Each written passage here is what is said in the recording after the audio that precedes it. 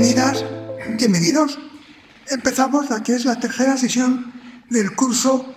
Nos ocupamos de educar y atender la sexualidad de las personas con discapacidad intelectual o del desarrollo.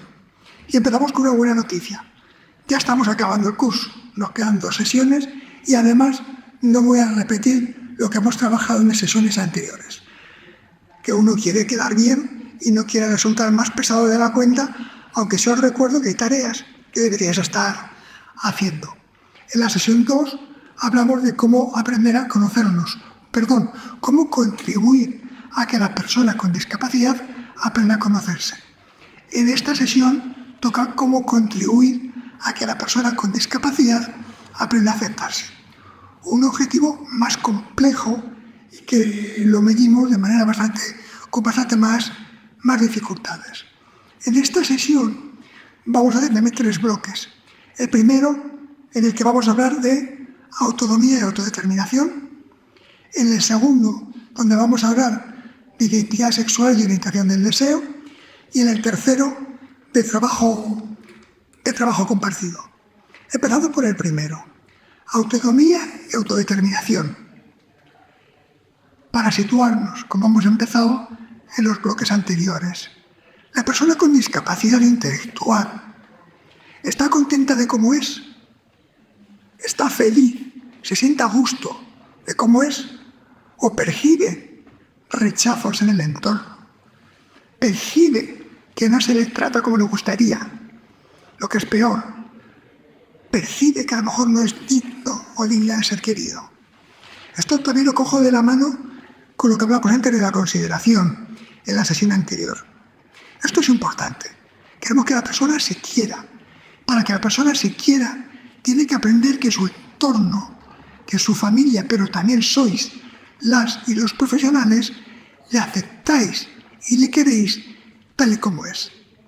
Y aceptarle y quererle tal y como es se lleva muy mal con una palabra que es la sobreprotección. Fijaros, hemos titulado autonomía y autodeterminación. Autonomía y autodeterminación es lo que más se repite cuando empezamos a trabajar el tema de la discapacidad. Acordar el primer día. Calidad de vida, autonomía.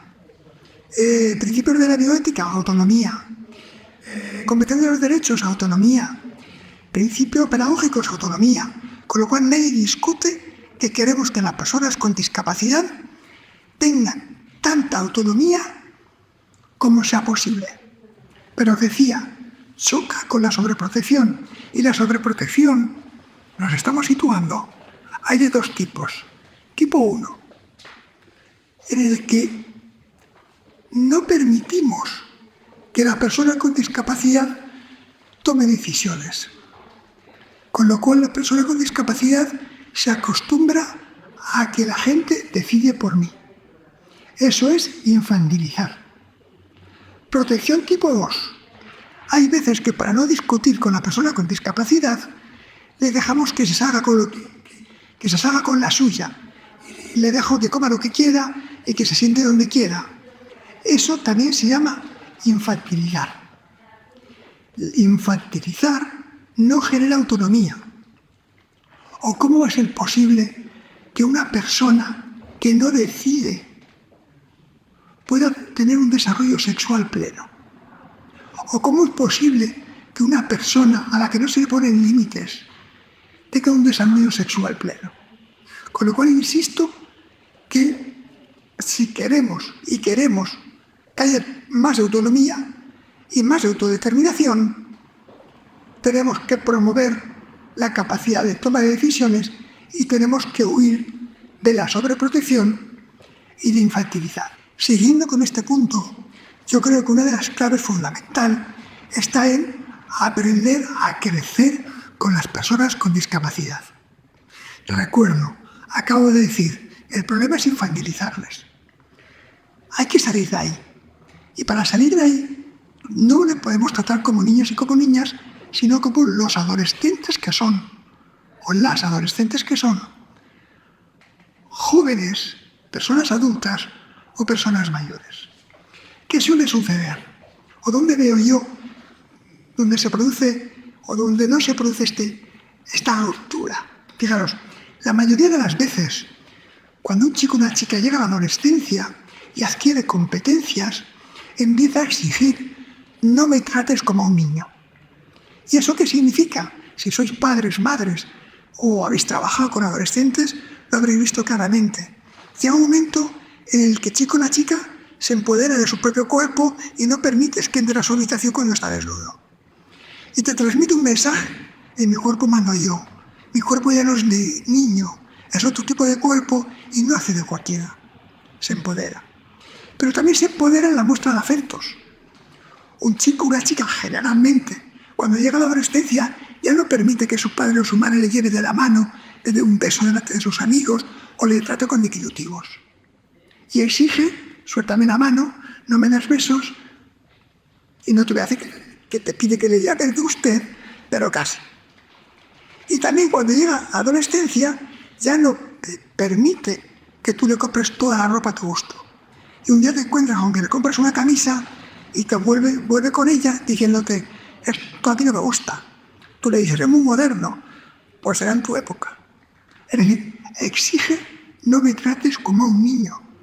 Y el entorno, quien trabaja en secundaria lo sabe, pero también quien tiene hijos o hijas adolescentes, con el paso de los años, aprendes a tratarle de otra manera y a darle espacio. Eso es crecer. ¿Qué pasa con las personas con discapacidad? A veces no pasa nada. Que llega a la adolescencia y permite que se siga entrando en su cuerpo cuando se esté desnudo. No se produce clic. Permite que le sigas llevando de la mano y le llames como le llames y le beses como le beses y no se hace clic. Y permite que le sigas comprando la ropa y sigas tomando todas sus decisiones y nada hace clic. Con lo cual, como el chico o la chica no exige, nadie cambia asunto a su alrededor. ¿Por qué os cuento esto? Porque ahora que lo sabéis, no podemos compadrear con esto. Si sabemos que cuando llega la adolescencia se debería cambiar la forma de tratar a la persona con discapacidad y la persona con discapacidad no lo exige, pues ya tenemos una tarea. Tendremos que cambiar nosotros o nosotras, aunque no nos lo pida, porque cambiando le beneficiamos. Y tendremos que advertir a las familias que aunque tu hijo o tu hija no te lo pida, le beneficia que le empecemos a tratar de otra manera. La autonomía y la autodeterminación llevan a la toma de decisiones. Y si hablamos de sexualidad, esas decisiones ya no es me compro la camisa, cambio el peinado, o quiero tomar un tipo de postre, o prefiero volver a casa por esta calle. ¿Vale? Ahora la toma de decisiones tiene que ver con lo sexual. Y para tomar decisiones en relativo a lo sexual, pues tendremos que, primero, que haya educación sexual. ¿Cómo voy a decidir sobre la sexualidad si desconozco casi todo sobre la sexualidad? Bueno, de esto ya hemos hablado. Estamos inventando el capital. Pero también tiene que aprender a que sus decisiones se tienen en cuenta. Y tiene que aprender, por lo que estamos diciendo, que me gusta esta camisa y me la compras y me la pongo. Que muchos chicos y chicas que hoy, los que tenéis en la cabeza, la ropa que llevan puesta, ni decidieron me la quiero comprar, y decidieron me la quiero poner hoy. Todo el mundo decía eso a la edad.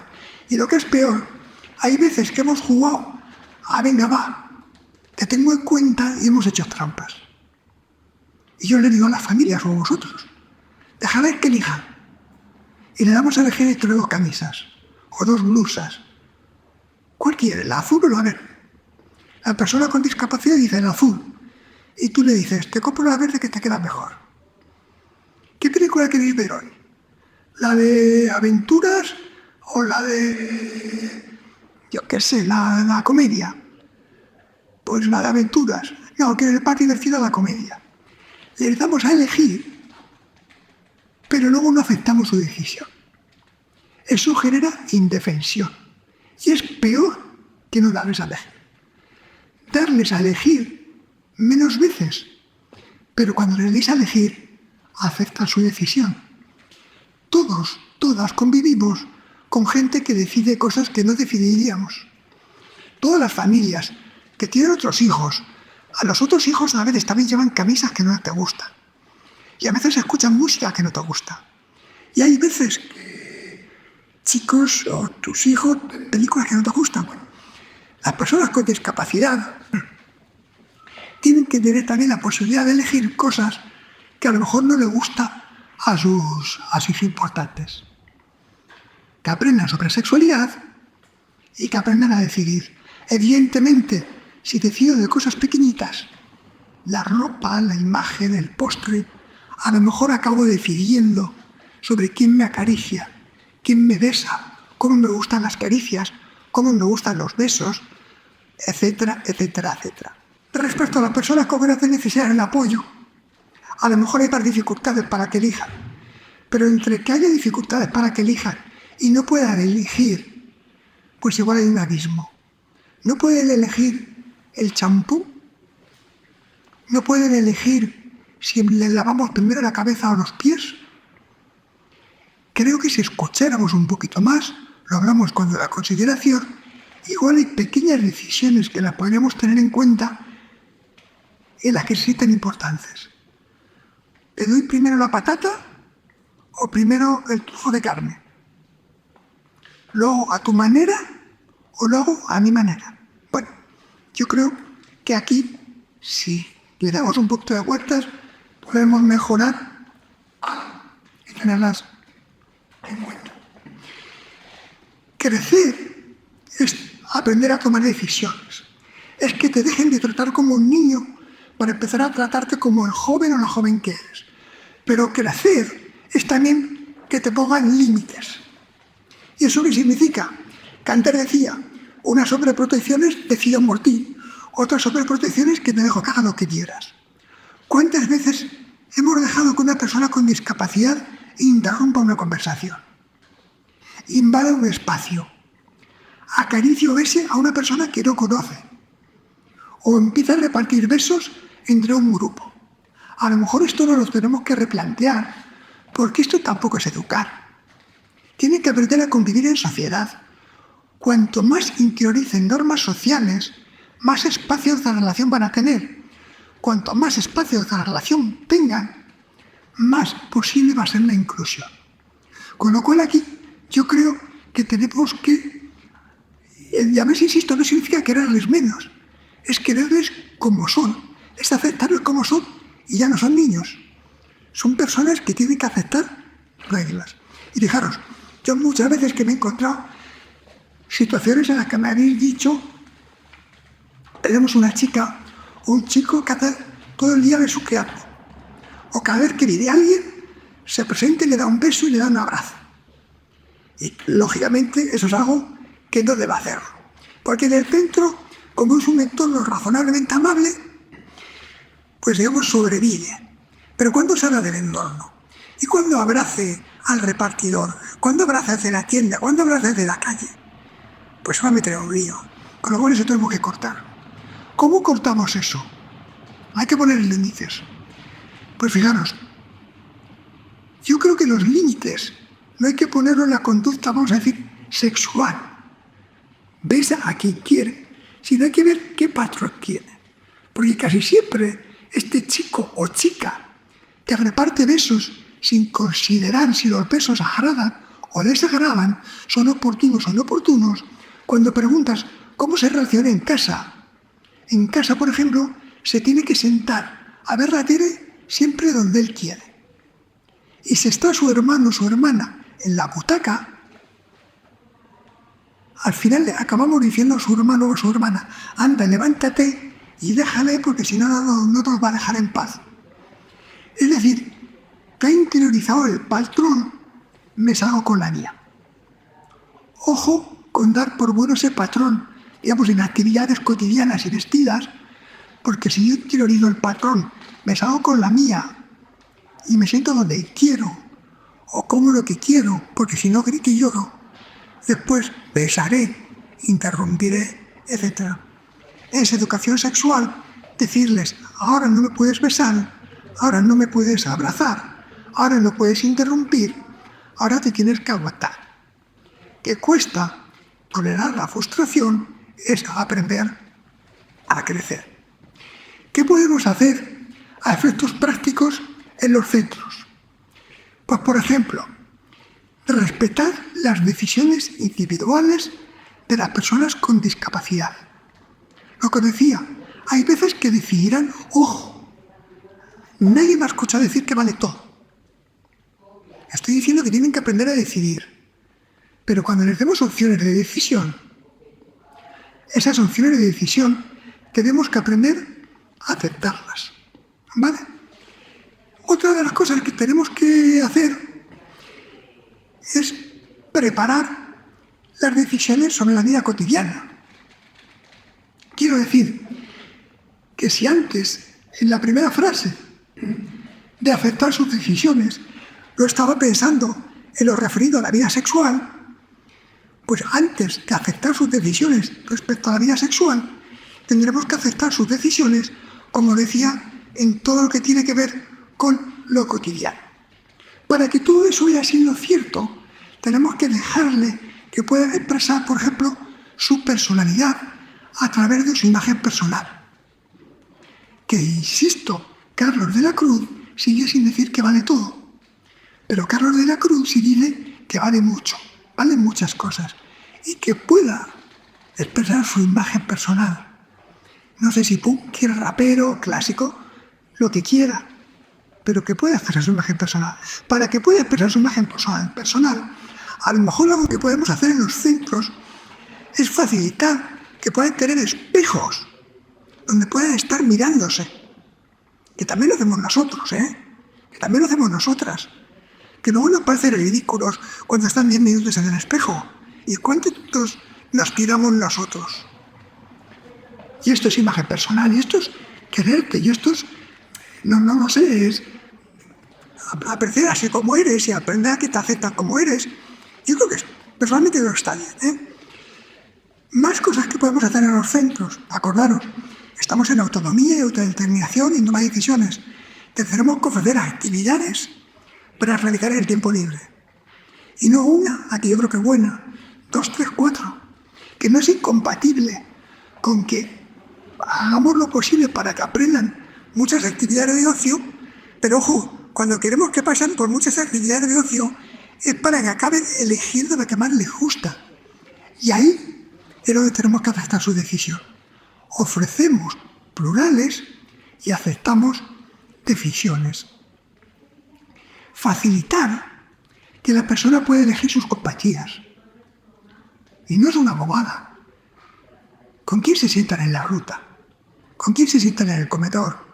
¿Con quién se sientan en el aula? ¿Les tenemos en cuenta? E insisto, tenerles en cuenta es absolutamente compatible con trabajar a la vez por crear red y cohesión grupal. No estamos hablando de que hagan lo que quieran siempre. Estamos hablando de tenerles en cuenta sus decisiones y trabajar también por la cohesión grupal. Como también creo que es importante, y volvemos a las personas con grandes necesidades de apoyo, no pueden elegir con quién están. Hemos probado a tumbarles al lado de una persona, a tumbarles al lado de otra persona, y tratar de percibir al lado de quien está más a gusto. O la ponemos siempre al lado de quien calla. Que a lo mejor no les da igual, y que a lo mejor tienen mejores vibraciones al lado de una persona que de otra. Lo hemos probado, podemos probarlo, es sencillo. No estamos hablando de nada raro. Es acercar a dos personas con gran necesidad de apoyo para ver si yo percibo indicadores de agrado. Y si percibo indicadores de agrado, a lo mejor no pasa nada por reforzar o por tratar de generar ese vínculo. Lo que es importante para mí, para vosotros, los vínculos, para las personas con discapacidad, también lo es para personas con grandes necesidades de apoyo. Y luego lo que hemos dicho, tratar de poner límites acordes a su edad para tratar de evitar la sobreprotección. Esos límites está bien que los pactemos en grupo y también está bien que de alguna manera formen parte de algún protocolo. El segundo bloque de hoy refiere a la identidad de género y a la orientación sexual. Por decirlo de alguna manera, ni ser hombre, ni ser mujer, persona no binaria, sentirme preferentemente homosexual, heterosexual, bisexual, asexual. Eso va a ser de lo que quisiera que habláramos un poquito, pero para situarnos. Primero, ¿es posible, por ejemplo, construir la identidad sexual sin estigma cuando andamos recibiendo continuamente mensajes de cómo han de ser los hombres, cómo han de ser las mujeres? Y eso nos lleva a la juventud, a la turgencia, a la heterosexualidad, al vitalismo, al capacitismo, etcétera, etcétera, etcétera. Es decir, que si vemos, y basta ponerlo en Google, cuál es el hombre ideal, cuál es la mujer ideal, pues es fácil entender que las personas con discapacidad se sientan lejos. No solo las personas con discapacidad. Yo me siento lejos desde hace tiempo. Con lo cual quiero decir que esta tiranía y cómo han de ser los hombres y las mujeres es algo que al final nos perjudica a todos y todas.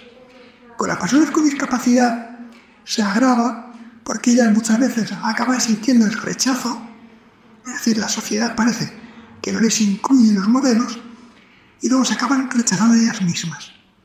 Y eso complica más las cosas. Con lo cual ahí tenemos una tarea para trabajar.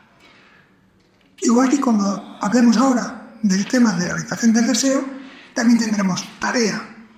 Es decir, honestamente, en los centros de personas con discapacidad, la presencia LGTB tiene la misma legitimidad, tiene la misma visibilidad. Somos conscientes de que las personas LGTB están en nuestros centros. No lo sé. Quiero pensar que sí. Quiero pensar que ya no está como estaba. Yo recuerdo, y lo cuento porque se contaba así, ¿no? Que había momentos en los que ibas hablaba hace muchísimos años, y donde te decían, aquí nunca hemos tenido un chico gay ni una chica lesbiana. Y claro, cuando alguien te dice eso, dice, aquí es que nunca se ha podido expresar un chico como gay o una chica como lesbiana. Porque la presencia del colectivo LGTBI en las personas con discapacidad intelectual tiene que ser el mismo porcentaje que en el resto de la sociedad. Igual que tiene que haber profesionales en LGTB, tiene que haber personas con discapacidad en LGTB en los centros, en el bloque de viviendas, en el municipio, en la calle, en el cine y en todos lados. Con lo cual, nos debería hacer reflexionar si no se había expresado, es que a lo mejor no han podido expresarse. Y antes de meternos también en este tema de identidad, un recordatorio. Personas con grandes necesidades de apoyo, donde a veces no tenemos conciencia de qué se sienten o cómo viven su identidad. Y cuando hablamos de su orientación, a lo mejor lo que percibimos es que se orienta a lo mejor a objetos. Y no está buscando el contacto de un hombre o de una mujer, sino a lo mejor de plásticos o de un muñeco. ¿Qué hacemos? ¿Damos legitimidad a esas otras orientaciones? Bueno, yo ya os anticipo que quizás haya quedado, pero vamos por partes. Respecto a la identidad, hombre y mujer, modelos de hombre y mujer. Pues aquí, como os decía, pon en Google la palabra hombre, dale imágenes y a ver qué sale. Pon en Google la palabra mujer, dale imágenes y a ver qué sale. Y luego, ¿qué se asocia a esas imágenes? Y se asocia, por lo que os decía antes, potencia, actividad, competencia, juventud, madurez, en el caso de hombres, expresividad, alegría, belleza, pasividad, juventud, en el caso de mujeres. Insisto en que no solo está complicado para las personas con discapacidad, sino que está complicado para muchas personas. La pregunta es, ¿nosotros contribuimos a reforzar esos modelos o los estamos ampliando? Evidentemente el sentido común nos dice que nuestra tarea como educadores y educadores es dar posibilidades, es ofrecer el mundo redondo a todas las personas, donde todos los hombres sean verdaderos hombres, todas las mujeres verdaderas mujeres, y las personas no binarias, personas no binarias. Y no damos mundos estrechos, no damos el cómo debería ser. Y eso significa que reflexionemos a cómo interactuamos con las personas con discapacidad. ¿Les dejamos llorar o les decimos no llores? ¿Les ofrecemos juguetes plurales a todos los chicos y a todas las chicas? ¿O decimos que sí, pero luego el balón solo damos a los chicos y las muñecas a las chicas? Cuando hablamos de canciones, películas, ¿son canciones y películas que refuerzan modelos estereotipados? Probablemente sí. Nosotros no hacemos las canciones, no hacemos las películas, pero después de poner las canciones y las películas aportamos flexibilidad y decimos, ¿qué hubiera pasado si el protagonista hubiera sido un chico? ¿Y qué hubiera pasado si el protagonista hubiera sido una chica? Eso es trabajar la flexibilidad. No dar por hecho que lo que nos dan no lo quedamos. Lo que nos dan no lo quedamos, pero si no nos gusta, nuestra tarea como educadores y educadoras es mejorar. Doy por hecho de que no reímos chistes machistas, no reímos chistes homófobos y no contribuimos a generar estereotipos. Cuidadito con decir todos los hombres son, todas las mujeres son. Es decir, insisto, nuestra tarea es tratar de flexibilizar, ¿vale? Y eso también tiene que ver con la actitud. Y luego, pues por no detenerme, pero somos conscientes de que hay muchas trampas, pero ojo, no quiero decir que las tengáis vosotros. Yo también las tengo. ¿Cuántas veces decimos a una chica con discapacidad el día que se han puesto un lacito o el día que se han puesto vestido en vez del chándal, qué guapo te has puesto hoy? Es decir, el día que se ha aproximado a los modelos de belleza más típicos, le decimos qué guapa te has puesto hoy y le devolvemos sonrisas. Y el día que viene en chándal, a lo mejor no recibe el mismo grado de sonrisas. Hay que darle una vuelta. Porque, insisto, que somos herederos de la cultura en la que estamos. No. Que tengan que intente escaparse. Llevamos muchos años aquí, hemos visto muchas películas, hemos escuchado muchas cosas, pero bueno, en la medida de lo posible, tenemos que tratar de ofrecer muchos modelos de hombre y muchos modelos de mujer. Que uno, chico con discapacidad, que no le guste jugar al fútbol, que le guste maquillarse, se sienta hombre. Y no se sientan menos hombres que otros hombres. Que una chica con discapacidad, a la que precisamente no le guste maquillarse, y a la que le guste pegar brincos y saltar, y yo qué sé, competir, que no se sienta menos mujer ni menos femenina. Esto es importante.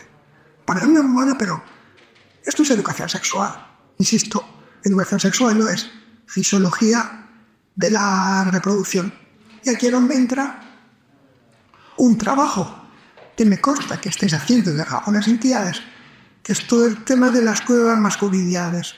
Ojalá que pronto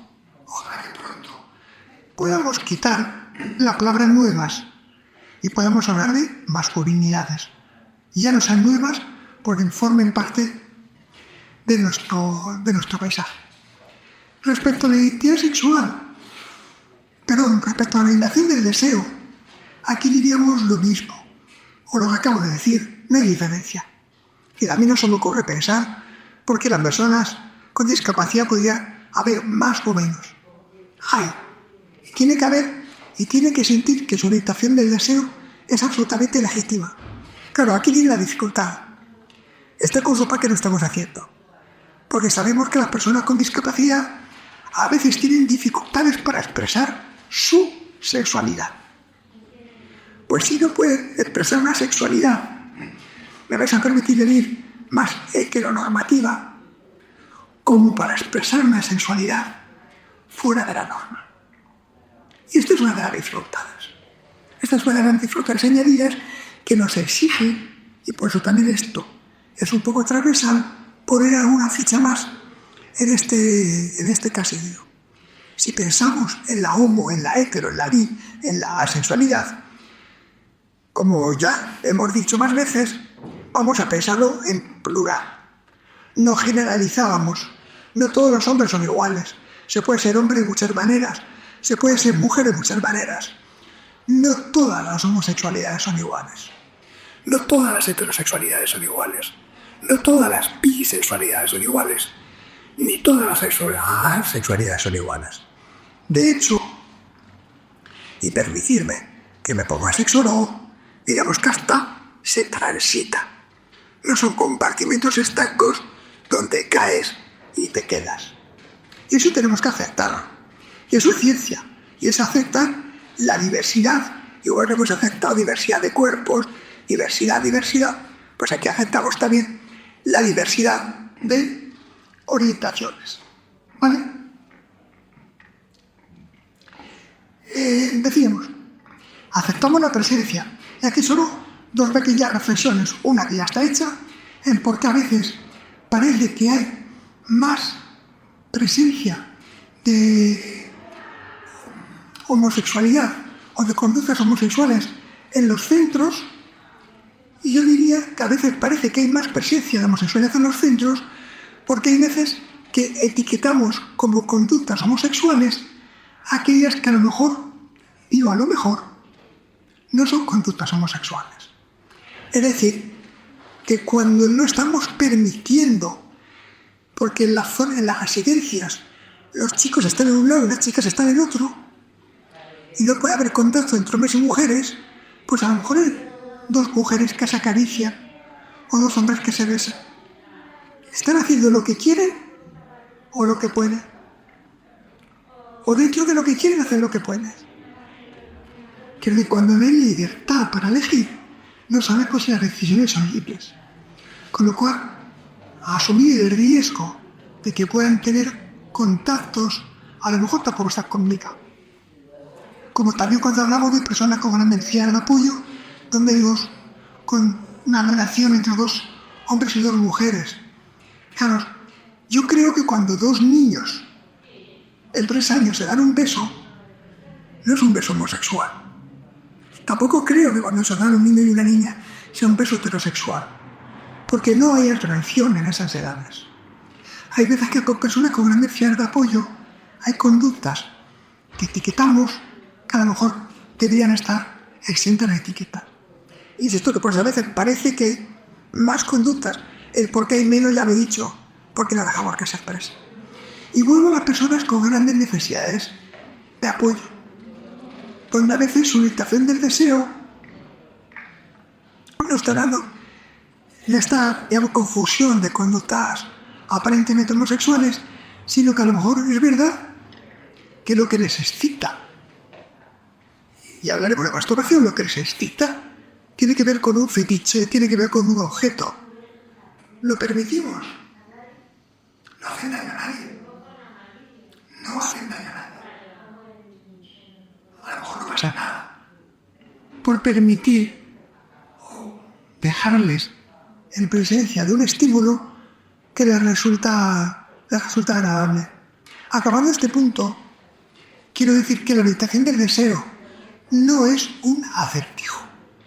Porque muchas veces, como profesionales, lo abordamos como un acertijo. No sé si es homo, si es hetero, si es que le gusta. ¿Qué más te da? Lo que tenemos que hacer es crear el entorno, las condiciones, para que cada cual pueda expresar su sexualidad, su orientación, a su manera. Y si no tienes etiqueta, tampoco la busques. No hay necesidad. Ahora, si tienes un síntoma relajarado, quédate más contento. Un síntoma relajarado, una persona que me hace contenta, te tiene que hacer más feliz que el tener la etiqueta. Yendo o avanzando un poquito más en esto de la orientación, solo por ofreceros unos datos. Rapidito. Además de estos datos, nos va a llevar a las tareas. Claro, hemos hablado de posicionamiento. Después del posicionamiento, a los pocos años, hicimos un estudio para ver cómo vosotros, las entidades de Plena, estabais en relación a estos mínimos a lo que estamos trabajando en este curso. Cuando preguntábamos cómo se estaba en relación a la identidad sexual y la orientación del deseo, había una gran noticia. Nos felicitamos, os digo para estar contentos, para estar contentas. La práctica totalidad de profesionales aceptaba y respetaba la diversidad, siempre. El 83%. Y luego creo que había como un 13% más, que bastante o casi siempre. Con lo cual tenemos un 96% de profesionales a los que no tenemos que convencer que esto es así, lo sabéis, lo tenéis grabado. Dirían, lo felicitamos. Estamos mejor que estábamos, con toda seguridad. Ahora, en ese mismo estudio, cuando preguntábamos qué estamos haciendo, la cosa chirría. Tenemos buena actitud, pero cuando preguntábamos, ofrecemos modelos plurales, referentes en las canciones, en los carteles, yo qué sé, en las películas, para que un chico gay, una chica lesbiana, un chica trans se pueda sentir identificado, bajábamos a varita. Y incluíamos esto en los talleres con las personas con discapacidad, seguíamos bajando. Incluimos esta temática en las sesiones de familia, seguíamos bajando. Prestábamos apoyo a la persona con grandes necesidades de apoyo para que pudiera expresar su orientación, que no está dirigida a personas, seguíamos bajando. Con lo cual, tenemos la actitud, pero nos falta esa proactividad. Este curso se llama de tabú a las tareas. Pues tenemos que pasar a la tarea. ¿Cuántas veces se ha repetido? No hay que esperar que hace falta, a que haga falta. Hace falta. Mejor volvemos a aplicar. Y acabando este bloque, nos vamos a nuestras tareas. ¿Qué podemos hablar de los centros? Muchas están dichas, y perdonad que repita, pero lo que tenemos que hacer es esa actitud que predomina, mantenerla. Pero mantenerla y hacerla visible. Aceptamos y respetamos la pluralidad de identidades y de orientaciones. Y insisto, esto nos tiene que llevar a hablar de una determinada manera y actuar de una determinada manera. La actitud no está guardada, la actitud se tiene que reflejar. Ofrecer modelos plurales, que a lo mejor no pasará por una bandera arcoíris en la puerta del centro, porque eso va a obligar a que te pregunten chicos y chicas, ¿y eso qué significa? Y como te va a obligar a hablar, te va a obligar a dar explicaciones y te va a obligar a ofrecer referentes. A lo mejor no pasa nada por poner a dos mujeres de la mano, a dos hombres de la mano. Por la misma razón, ofrecer modelos. Y insisto, lo de las canciones y lo de las películas. Respetar las personas con grandes necesidades de apoyo. Y aquí le doy un paso más. La respeto yo, pero voy a trabajar también para que la respete las familias. No más también respeto. Muchas de estas personas conviven también con sus familias. Las familias tienen que participar de todas estas cosas. Nos tenemos que asegurar que las personas LGTBI pueden mostrar su orientación sexual sin sentir rechazo por parte de compañeros y compañeras. Excluido a los profesionales porque doy por hecho que vosotros no estáis rechazados. Pero sus compañeros y compañeras también tienen sus prejuicios. Tenemos que trabajar para que se puedan expresar sin temor al rechazo. Tenemos que incluir los contenidos relacionados con todo esto del mundo LGTB en los talleres con las personas con discapacidad. Aprender sobre diversidad nos hace mejores personas y más libres a todos y a todas. No se habla de LGTB solo cuando tengo conciencia de que hay alguien LGTB. Aprender de diversidad nos hace mejores a todos y a todas. Incluye estos contenidos en las sesiones con familias, por la misma razón de lo que decíamos antes.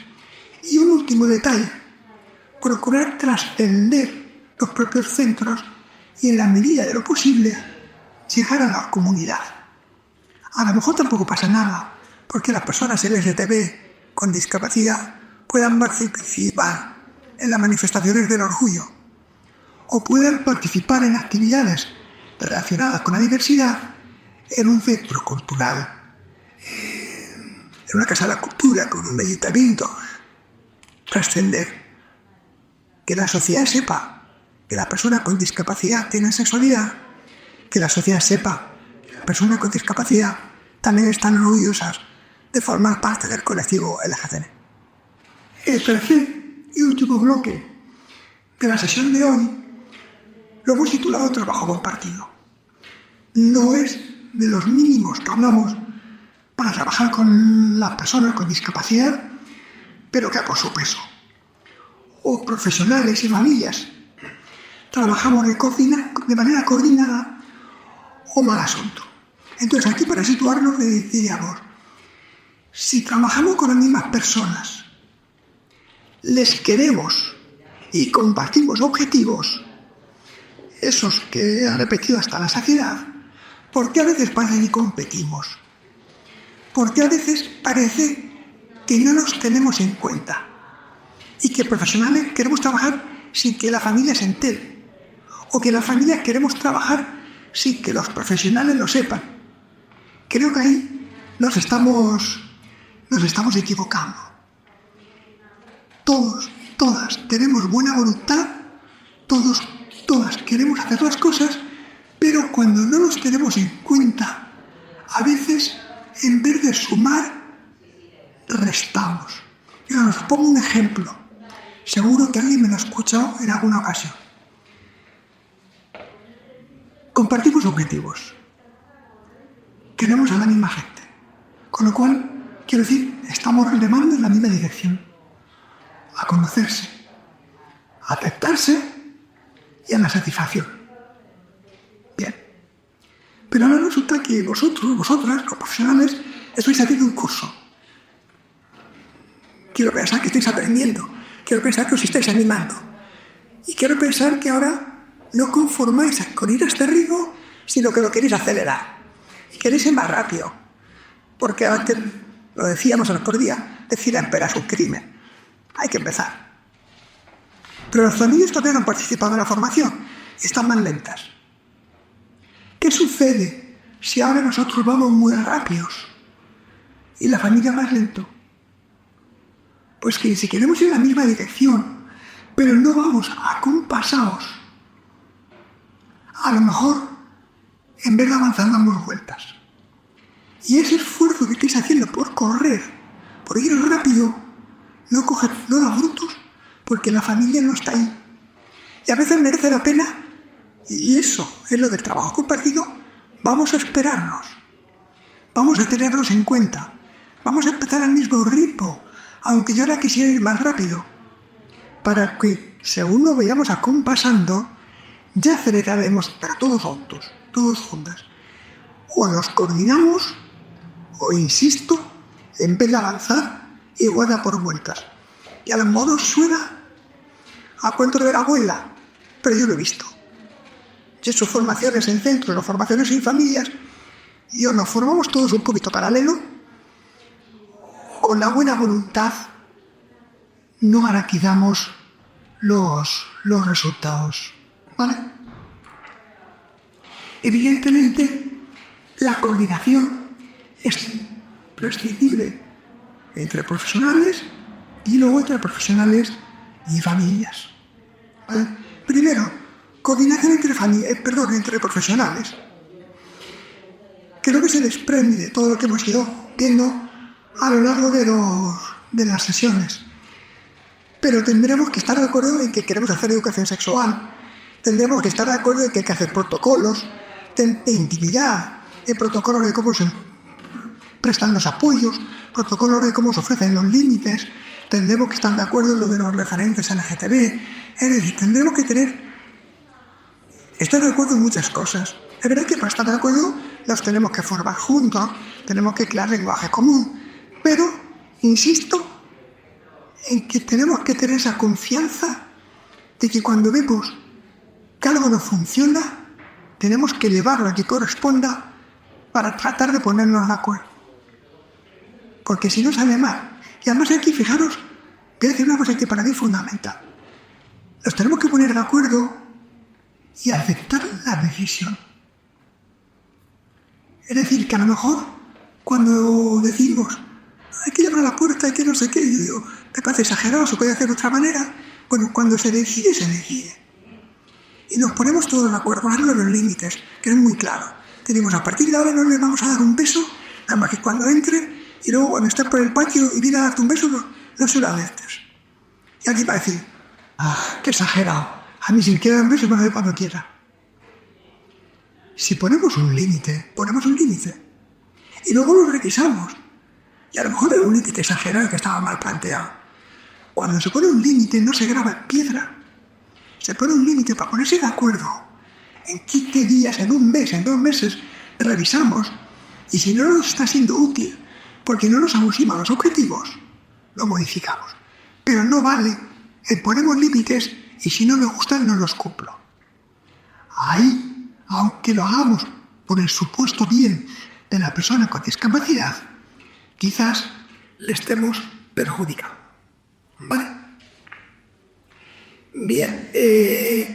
Y luego, respecto a las familias, los coordinamos entre profesionales, pero nos tenemos que coordinar también respecto a la familia. Por cierto, la coordinación entre profesionales también nos da amparo. ¿Qué quiere decir? Que hay veces que uno no sabe si lo que hace está bien hecho, o no sabe si lo que hace es lo que se debe hacer, o lo que se quiere que hagas, o lo que te compete. Cuando lo tenemos consensuado y lo tenemos por escrito, y uno hace lo que está escrito, te da paz. Y eso a veces también te da relax. Y cuando uno trabaja relajada, pues igual yo creo que hasta trabajamos mejor. Respecto a las familias, voy a repetir, pero cosas también que están dichas. Pero o la familia conoce lo que estamos trabajando, o no le podemos pedir que colabore. La familia tiene que saber más sobre la sexualidad. Pero no solo más sobre la sexualidad. Tiene que saber también, ahora que me has contado más, ¿qué hago yo? Recordad una clave que decíamos sobre la naturalidad. Decidme cómo se está trabajando, decidme cómo tengo que trabajar yo. Es decir, échame una mano, pero no me exijas, ponte a mi lado. Y no te pongas enfrente diciendo, de las familias, pero ¿cómo no os dais cuenta que vuestros hijos tienen sexualidad? Recordad que no se han dado cuenta que han crecido porque no han exigido cambios. Es decir, las familias saben lo que las hemos enseñado y las hemos enseñado poco. No nos hagamos los sorprendidos porque se va poco. Con las familias deberíamos haber empezado a trabajar desde el principio. Llegamos tarde, pero ya que llegamos tarde, insisto, no lleguemos con exigencias ni con prisas. Las familias necesitan educación sexual y se la tenemos que ofrecer. Un ejemplo, llevamos casi 3 horas con esta cosa. Y no quedan cosas. Y quedan muchas más. Y a las familias queremos que lo entiendan todo en apenas 15 minutos. Igual nos hacemos trampas. Y a las familias hay que darles también tiempo a que madure, a que asuma que su hijo ha crecido. Es decir, ¿cómo les voy a hablar de la masturbación si le ven como un niño? Igual primero tendría que ayudarles a crecer, a que vean un hombre, que vean una mujer, y después hablamos de todo lo que haga falta. Necesitan formación y necesitan sentir que te llevan que les tienes cerca. ¿Vale? Y luego,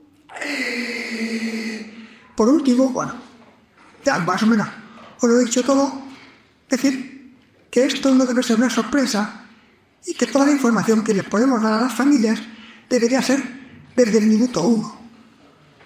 Es decir, cuando vienen al centro y le contamos cómo trabajamos, yo creo que está bien que la palabra sexualidad apareciera en la primera conversación. No digo todo lo que hemos contado hoy o en el resto de días, pero que la palabra sexualidad aparezca en la primera conversación, a mí no me parece en absoluto descabellado. Si queremos coordinarnos con las familias, para hacer una tontería, tenemos que aprender a hablar con las familias. Si queremos hablar de sexualidad, recordad, nos tienen que oír hablar de sexualidad. Tareas. En este caso, menos trabajar en equipo. La responsabilidad de la educación sexual no es de ninguno de vosotros o de vosotras, es del equipo. Y lo vamos a resolver mejor en equipo, poniendo en común tantas cosas como haga falta, e insisto, revisando las decisiones. Asumir y aceptar los consensos. Los protocolos no se hacen para justificar nada, se hacen para cumplirlos. Yo sé que es ingrato. Yo lo he participado. Es que los escritos no llevan la peor tarea, porque siempre faltan matices. Bueno, pues el protocolo es un borrador y que se puede tachar, se puede corregir, se puede enmendar, pero sí que tiene que ser público y conocido, o no es protocolo. Público y conocido por todas las personas que se sientan interpeladas. Compartir con las familias estos protocolos. Nada de lo que hagamos respecto a la educación sexual, nada de lo que llevamos contado y de lo que os acabe contando es secreto. Si las familias lo conocen, será más fácil que colaboren. Y promover espacios y tiempos de coordinación. Porque hay veces que decimos, hay que coordinarse. ¿Tenemos horario? No. ¿Tenemos posibilidad de reunirnos con las familias? No. Con lo cual la coordinación es un brindis al sol. No deja de ser una buena intención, pero no realista. Crear esos espacios no quiere decir que sean exclusivos para la sexualidad, pero que tengan en cuenta a la sexualidad. Como sabemos que a veces esta coordinación con familias es complicada, y no por la sexualidad, sino por estar enfadados con nosotros, porque hace 3 días pasó algo, y cuando las familias están contentas con el centro, les hablar de sexualidad y después hablar de lo que quieras. Cuando no están contentas con nosotros, con nosotras, no les puedes hablar de nada. Promover espacios de coordinación para llevarnos bien, para trabajar de manera coordinada en todo, y también en lo sexual. Y luego, por último, acabamos, ya sabéis, uno como es, toca la canción y toca las tareas. En este caso, hablamos de Rigoberta Bandini, Paula Ribó, la canción en la que habla de, y al final todo reside en mirar que dentro yo tengo un palacio real lleno de cuartos donde patinar. A mí esta frase siempre me ha gustado, porque eso de que todas las personas tengamos cuartos donde patinar, un palacio real, pues me evoca lo de las sectas. Todos somos un palacio real. Todos tenemos cuartos donde patinar. Todos, todas, merecemos la pena. No sé si digo Bertarcida en la cabeza, a mí me gusta, y os lo traslado. Y antes de, pues, para llegar a la cuarta, os lanzo también 3 tareas. No voy a decir de manera obligada, pero para quien quiera. Primera, priorízate en la toma de decisiones. Hemos hablado de autonomía y autodeterminación. Decide cosas, date caprichos, pero no digo, como decíamos antes, en el terreno del erótico, hasta en Mercadona. Cómprate algo que te dé la gana. Arriésgate, decide algo que no te atrevías a comprar. Cómpratelo de un capricho. Asume el riesgo de equivocarte. Decide pequeñas cosas. Y ya del erótico, porque ya no lo contamos. Escribe 10 veces, la diversidad es un hecho de ciencia. La diversidad es un hecho de ciencia. La diversidad es un hecho de ciencia. Escribe y créetelo. Eres un valor, eres único, eres peculiar. Mereces la pena como eres. Y no hablo de la persona con discapacidad, hablo de ti. Merece la pena como eres. Créetelo. Y por último, solo no puedes. Esto ya no es el estado de pez. Esto es touch. Solo lo puedes con amigos, sí. Con lo cual, yo creo que en la medida de lo posible, para muchas cosas, tener en cuenta, y no solo para trabajar en toda la sexualidad, tener en cuenta a tu gente es algo que merece la pena. Pero por siempre, ser felices.